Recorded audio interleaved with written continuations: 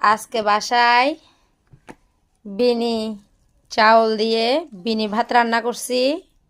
তো তাই আমি আপনাদেরকে একটু দেখাচ্ছি। এদিকে মিঠাই, এগুলো হচ্ছে মিঠাই দিছি আর নারকেল, মিঠাই আর নারকেল দিছি। ভালো করে মিক্স করে ফেলতেছি মিঠাই আর নারকেলগুলোকে।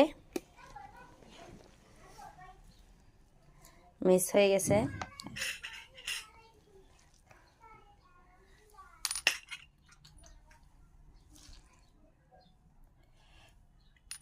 গরম গরম।